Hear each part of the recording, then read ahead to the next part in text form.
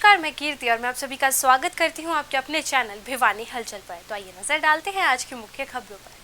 शनिवार को कृषि मंत्री जयप्रकाश दलाल भिवानी जिला के लोहारू में ईद उल फितर व भगवान परशुराम जयंती कार्यक्रमों में हिस्सा लेने के बाद पत्रकारों से रूबरू हुए। इस अवसर पर उन्होंने पूर्व राज्यपाल सत्यपाल मलिक को लेकर एक बड़ा बयान देते हुए कहा कि सत्यपाल मलिक विपक्ष का मोहरा बने हुए हैं। वहीं कृषि मंत्री ने भगवान परशुराम जयंती पर प्रदेशवासियों को शुभकामनाएं भी दी।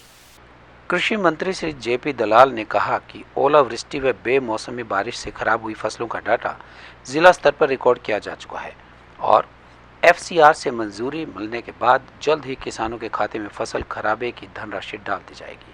कृषि मंत्री ने कहा कि वे स्वयं भी हरियाणा प्रदेश की मंडियों का दौरा कर चुके हैं और गेहूं खरीद को लेकर अधिकारियों को आदेश दे चुके हैं। कृषि मंत्री जेपी दलाल ने कहा कि हरियाणा प्रदेश में गेहूं का उठान तेज गति से किया जा रहा है, जिसके चलते प्रदेश में 50 लाख मीट्रिक टन गेहूं खरीद पिछले 10 से 12 दिनों के दौरान की गई है और मुख्यमंत्री ने सभी जिला उपायुक्तों को आदेश दे रखे हैं कि गेहूं उठान में यदि कोई समस्या होती है तो उपायुक्त किसानों की सुविधा को देखते हुए वैकल्पिक व्यवस्था करवाएंगे।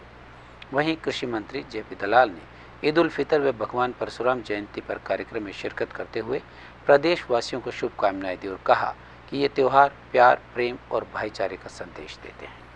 आज मैं लोहारू के अंदर गया और सब जो हमारे ईद को मानने वाले भाई हैं उनको ईद की मुबारकबाद दी और हम जो इस क्षेत्र के अंदर लोग हैं, चाहे वो किसी जाति के किसी धर्म के हों, मिलजुल करके इलाके का विकास करेंगे, सब तरक्की करेंगे। मोदी जी की भारतीय जनता पार्टी की सरकार में सबका साथ, सबका विश्वास, सबका विकास, इस नीति से काम कर रहे हैं। सर, गेहूं उठान को लेकर के प्रदेश में क्या स्थिति है? कितने मीट्रिक टन की लगभग? देखिए, बहुत तेज़ गति से प्रोक्योरमेंट हुई है। लगभग 50 लाख मीट्रिक टन की खरीद हुई है 10-12 दिन के अंदर अंदर।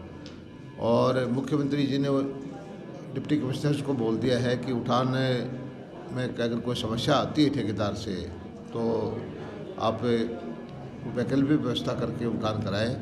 मैं समझता हूं कि अच्छी व्यवस्था चल रही है, किसी भी तरह की। मैं भी खुद कई मंडियों में गया हूं, कोई दिक्कत नहीं है। सर, मई माह में ये घोषणा की कि राज्य सरकार ने भी मुआवजा दे दिया जाए, तो उस प्रक्रिया में कहाँ तक पहुँची है? नहीं, हमारे जिला स्तर पर सारी डाटा आ चुका है। अब तो सिर्फ एफसीआर के पास वो पहुंचना है और मई में हम मुआवजा, जिसे हमारे मुख्यमंत्री जी ने कहा है, हम डाल देंगे। एक सर, सूडान में जिस प्रकार से गृह युद्ध चल रहा है, वहाँ पर 3000 भारतीय फंसे हैं।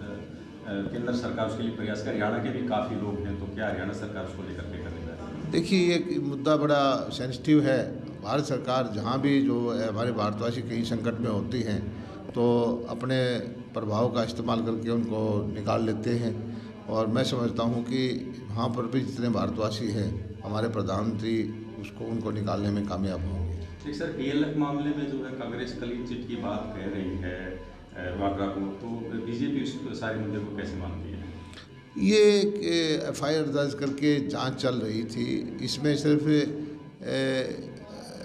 तहसीलदार ने ये कहा है कि जो रजिस्ट्री हुई है और रजिस्ट्री में कोई गड़बड़ नहीं है, लेकिन मामला तो भ्रष्टाचार का है, जांच तो भ्रष्टाचार की चल रही है। अब कांग्रेस इसको गुमराह करके कह रहे हैं कि क्लीन चिट दे दी है। क्लीन चिट नहीं, तहसीलदार ने कहा है कि जो रजिस्ट्रेशन हुई है उसमें ना कोई टैक्स की चोरी है, रजिस्ट्री के कागजात ठीक हैं। उसी को अगर वो मानते हैं तो वो उनकी नासमझी है।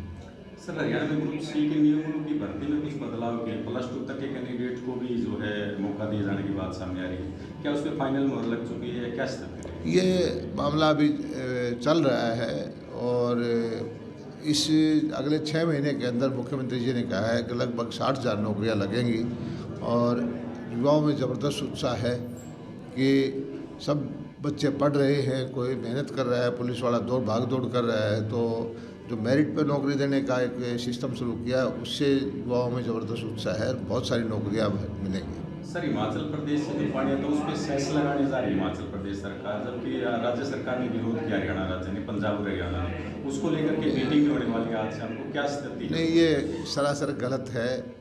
ऐसा उनके पास कोई अधिकार है ही नहीं। जब वो पता है कि ये उनका अधिकार नहीं है तो ऐसे सेस कैसे लगा सकते हैं?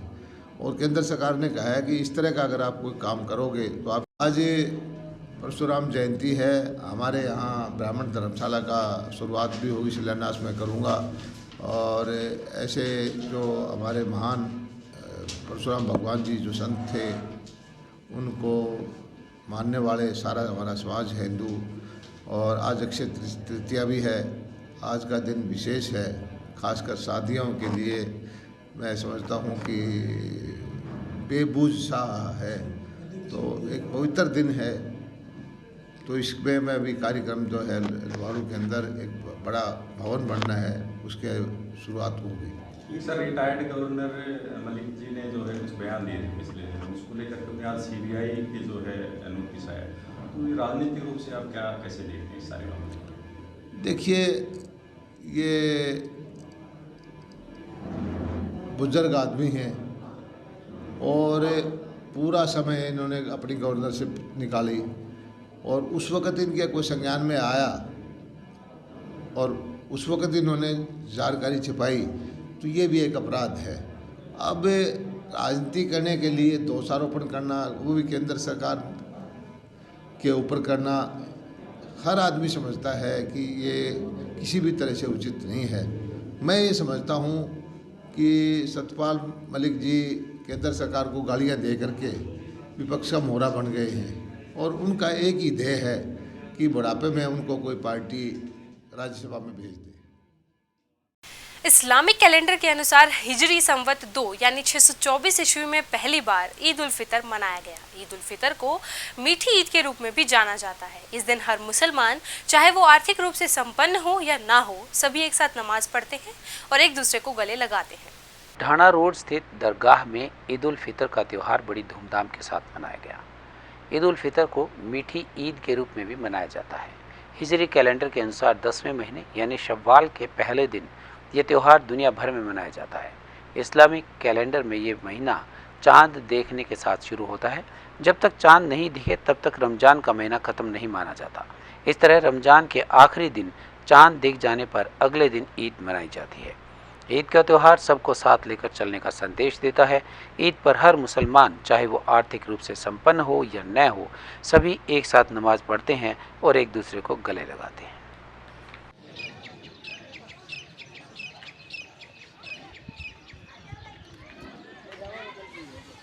अल्लाहु अकबर,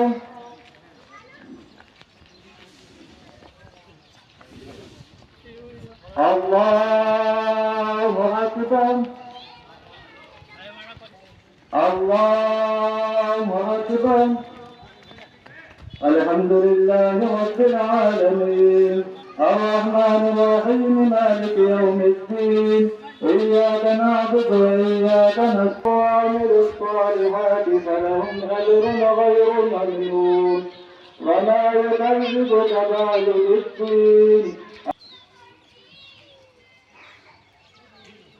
समिअ अल्लाहु लिमन हमिदह, अल्लाहु अकबर।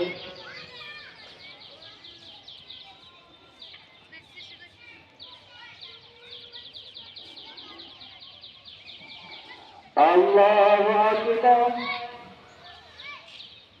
अकबर।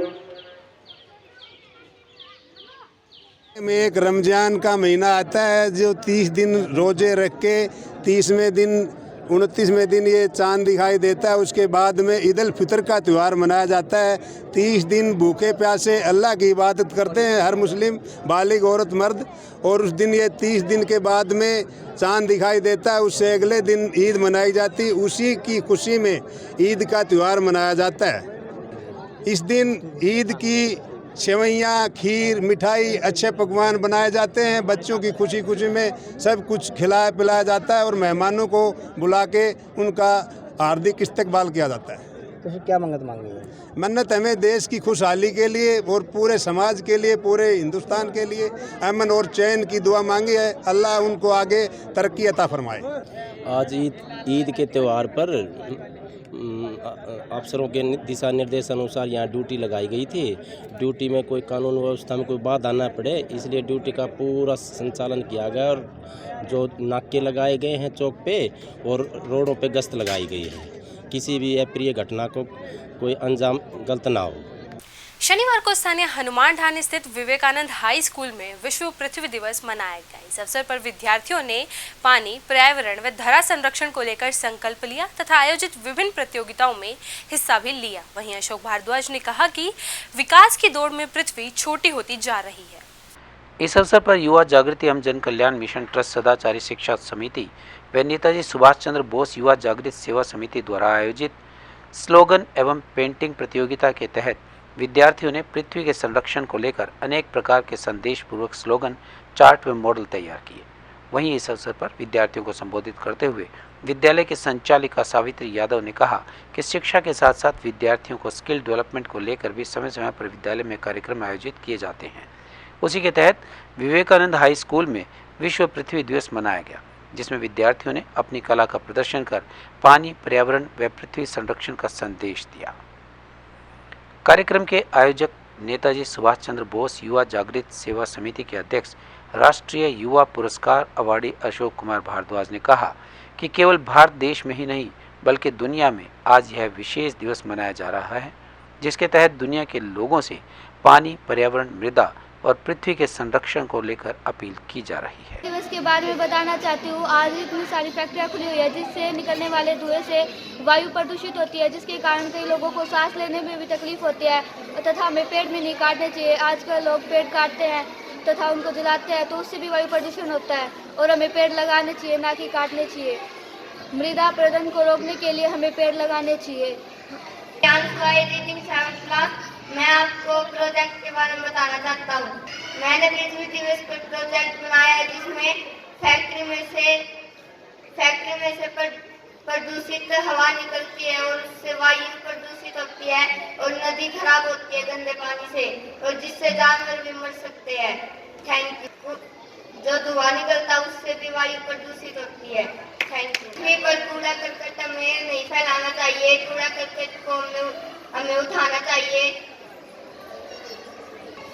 फैक्ट्रियों से जो कूड़ा करकट निकलता है वो पृथ्वी पर घूम कर इकट्ठा होकर एक कूड़े की जगह बना देता है, जिससे जहाँ रहने की जगह भी नहीं हो सकती, वहाँ हम साफ सुथरा रहे तो वहाँ रह भी सकते हैं।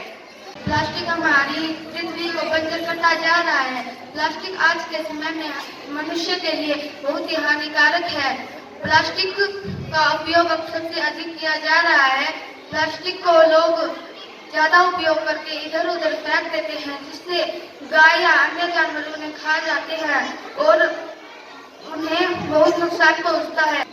किसानों की भूमि उपजाऊ की बजाय बंजर बनती जा रही है। प्लास्टिक की वजह से आज की भूमि बिल्कुल बंजर हो गई है, जिससे किसान बहुत ही परेशानी में आ रहे हैं। उसके रोकने के लिए प्लास्टिक का उपयोग हमें कम से कम करना चाहिए। हमें किसी भी प्रकार का प्लास्टिक का उपयोग नहीं करना चाहिए। आज पृथ्वी दिवस है, स्कूल में मनाया जा रहा है। बच्चों को भी बताया है, मॉडल बच्चे बना के लेके आए हैं। पानी के लिए इतने हमारी सारी धरती खराब हो गई, बंजर होती जा रही है। विश्व पृथ्वी दिवस है 2023 का जो ये मनाया जा रहा है अलग थीम को लेकर। आज स्कूल में विश्व पृथ्वी दिवस मनाया है। बच्चों को पानी के बारे में बताया। हमारी सारी ज़मीन बंजर होती जा रही है। बच्चे उस विषय के ऊपर मॉडल भी बना के लेके आए हैं और बच्चों को बताया है। बच्चे खुद भी अपना मॉडल के थ्रू ये एक अपने कार्यक्रम दिखाया है। बच्चों ने पेड़ लगाओ, धरती बचाओ और फलदार पेड़ लगाओ। ये जो पॉलिथीन वगैरह है ये सारी हमारी ज़मीन इनसे बेकार हो गई, तो उनको बचाने के लिए ये संदेश दिया है बच्चों ने अपने मॉडल बना के। माता वैष्णो देवी के दर्शन करने वाले भक्तों के लिए खुशखबरी है। 28 अप्रैल से चलेगी साप्ताहिक उदयपुर सिटी जम्मू तवी गरीब रथ। रेलवे द्वारा जारी किए गए कार्यक्रम के अनुसार उदयपुर सिटी गरीब रथ गाड़ी सप्ताह के प्रत्येक शुक्रवार 2:20 पर उदयपुर से रवाना होगी तथा शनिवार को सुबह 2:50 पर भिवानी पहुंचेगी। रेलवे द्वारा जारी विज्ञप्ति के अनुसार उदयपुर सिटी गरीब रथ गाड़ी सप्ताह के प्रत्येक शुक्रवार को 2:20 पर उदयपुर से रवाना होगी और मध्य रात्रि के बाद शनिवार सुबह 2:50 पर भिवानी पहुंचेगी और दोपहर बाद 3:10 पर जम्मू तवी पहुंचेगी। इसी प्रकार सप्ताह के प्रत्येक वीरवार को जम्मू तवी से प्रातः 5:45 बजे रवाना होकर यह गाड़ी 4:05 पर भिवानी पहुंचेगी और शुक्रवार प्रातः 7:30 बजे उदयपुर सिटी पहुंचेगी। इस गाड़ी के चलने से माता वैष्णो देवी को जाने वाले श्रद्धालुओं को सुखमय यात्रा का लाभ मिले। रेल प्रशासन ने उदयपुर से जम्मू तवी तक नई ट्रेन चलाई है। यह ट्रेन आज से कोरोना काल से पहले भी गर्मी के सीजनों में, बच्चों की छुट्टियों के सीजन में चलाती थी और तो पिछले 3 साल से बंद पड़ी थी। अब हमारे अनुरोध पर पुनः रेल प्रशासन ने ट्रेन चलाई है, जिससे उदयपुर जाने वालों को, घूमने और जाने वालों को एवं माता वैष्णो देवी दर्शन करने वाले बहुत लाभान्वित होंगे। एवं हम प्रशासन से मांग करते हैं कि इस गाड़ी को रेगुलर चलाया जाए। ये गाड़ी प्रत्येक सप्ताह उदयपुर से आएगी, जम्मू तक जाएगी एवं इसी प्रकार जम्मू से आके लुधियाना, हिसार, भिवानी, रेवाड़ी होते हुए उदयपुर तक जाएगी। ये 10 ट्रिप लगाएगी, 10 ट्रिप आएगी उदयपुर से, जम्मू जाएगी और 10 ट्रिप जो है जम्मू से आगे उधर जाएगी।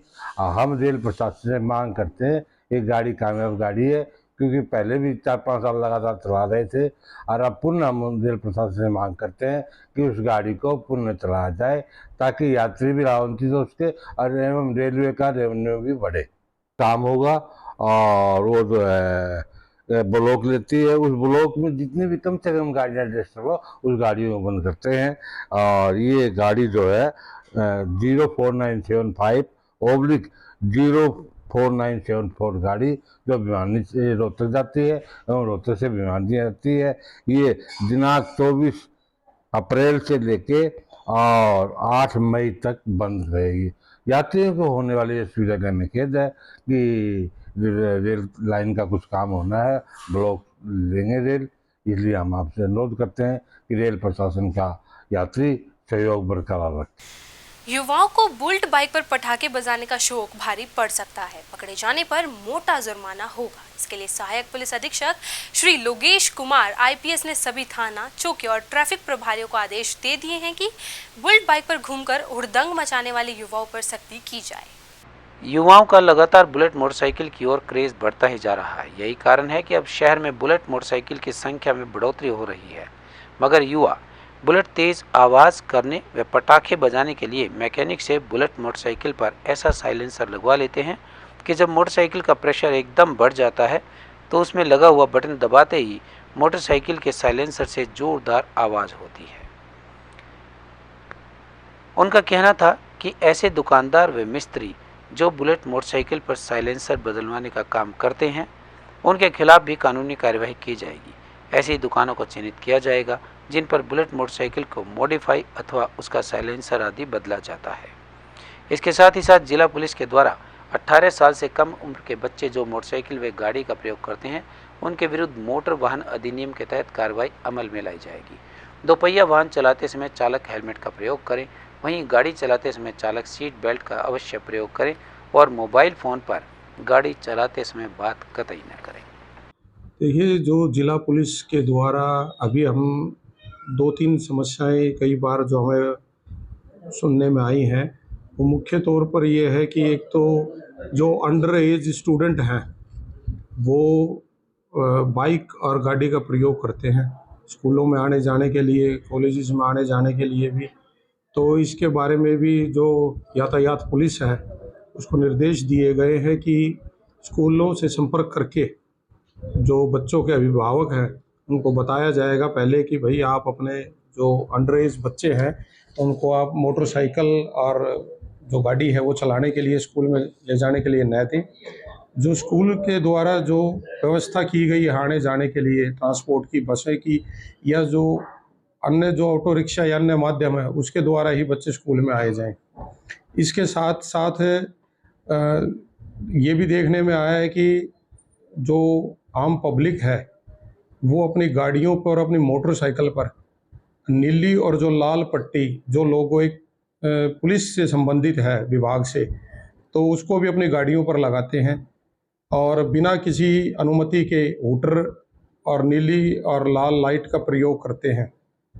और इसके साथ साथ ही ना जो आपके ये जो बच्चे हैं इनके द्वारा भी वाहन अमल में चलाने के लिए बार बार शिकायतें हमें मिल रही हैं। तो एक आने वाले दिनों में एक यातायात पुलिस के द्वारा एक अभियान चलाया जाएगा जिसमें जो पुलिस का लोगो, अन्य किसी विभाग के लोगो, VIP लोगो, पार्किंग का लोगो स्टिकर जो आदि लगाते हैं गाड़ियों के ऊपर।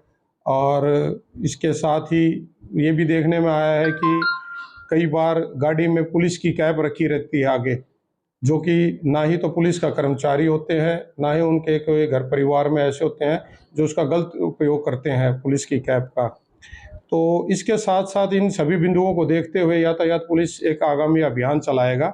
तो ये लोगों से अनुरोध है कि जो इस प्रकार के स्टिकर, लोगो या उन्होंने जो भी लगाए हुए हैं, गाड़ियों के ऊपर हुटर है, लाइटें हैं, तो उन्हें हटवा लें, और नहीं तो जो मोटर वाहन अधिनियम के तहत जो कार्रवाई है वो अमल में लाई जाएगी।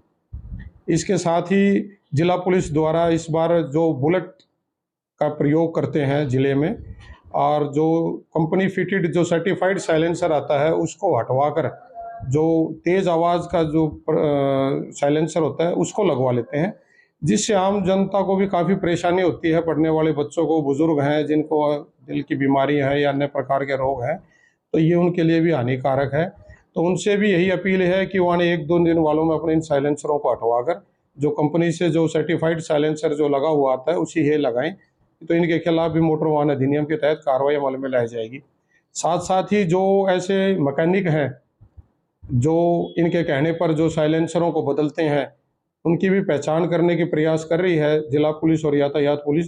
उनके विरुद्ध भी आगामी कार्रवाई अमल में लाई जाएगी। ये जो जिला में जो बुलेट चालकों के द्वारा जो साइलेंसर बदलकर जो पटाखे चलाने के लिए जो शिकायत प्राप्त होती हैं, उसके ऊपर जिला पुलिस ने पिछले 3 महीनों में जनवरी से लेकर मार्च तक 73 बुलेट चालक जो मोटर वाहन अधिनियम की उल्लंघना करते हैं या जिन्होंने साइलेंसर हटवाया हुआ कि दूसरा साइलेंसर लगाया था, ऐसे 73 बुलेट चालकों का चालान किया है।